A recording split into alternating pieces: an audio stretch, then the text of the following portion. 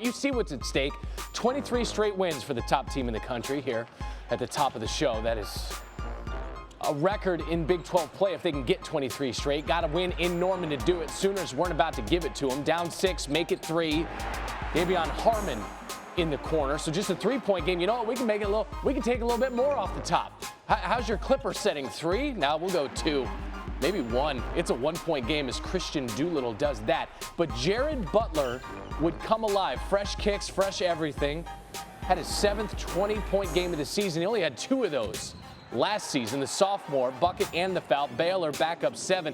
Bears defense was strong, holding opponents to under 60 points for the 3rd straight Big 12 game. Butler, a 3 from the wing. And then Butler, he had 11 of his 22 during a crucial 5-minute run here in the second half. Jab step, take that. He said, when they call my name, it's my job to make the right play. He did. Had 5 rebounds with those 22 points. Baylor runs the win streak to 23. Seth, Greenberg, LaPhonso, Ellis on how Baylor closed.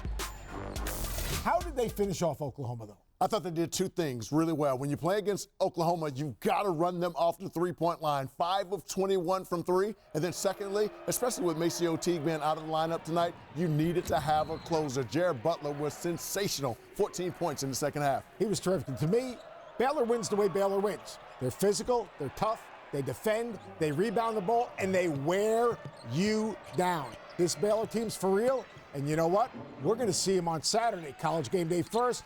Baylor, Kansas after. That will be a big-time matchup. 2 Final Four teams. Look at Coach Greenberg setting us up now. The Baylor win does keep the shine on the Saturday marquee matchup with number 3 Kansas. Both teams are projected 1 seeds, and they enter this game on respective double-digit win streaks. Jayhawks haven't lost since Baylor last month. The Bears, meanwhile, looking for their first ever Big 12 title, Nicole. Meanwhile, Kentucky on the road to take on LSU. It's the first half. It's late, and Kentucky is down 2, 28-26. Now, first there's a miss, and it's Tyrese Maxey missing the jumper. That's sort of the crux of this. Now, yeah, they got the rebound, and yeah, Ashton Hagens threw up the 3. But it's a highlight and a relatively low-light first half because Kentucky made just 2 threes. They shot 31% in the first half. The whole point of it is to put the ball in that basket up there.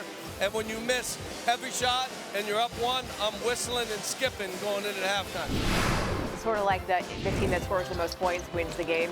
It's one of those things. See. Kentucky up 9 now, and it's Nate Sestina, corner 3. The whole theme of the second half is they found the ability to get the ball in the basket. Sestina 3 of 4 from 3, had 11 points off the bench. Kentucky shot 7 of 8 from 3 in the second half.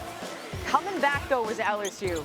13 points from Darius Day. They got 13 points from Marlon Taylor. I mean, they were down as many as 12, now down just a handful. But the next Kentucky possession, Emmanuel quickly made things happen. Coach Cal called him great and steady. He finished the game with a game-high 21 points and a career-high 6 assists. What's a win? It was a good win. What I said to you at halftime is you got to make a couple open shots. You don't have to make them all. You ready? You can't miss them all. And so you make some shots, the game's different. Nick was good blocking shots. Our size came into play. In this building, this team, this is a heck of a win for us.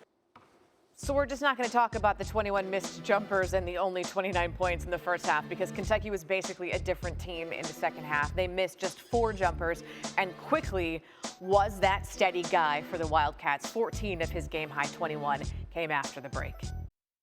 Thank you for watching ESPN on YouTube. For more sports and analysis, download the ESPN app and live streaming sports and premium content. Subscribe to ESPN+.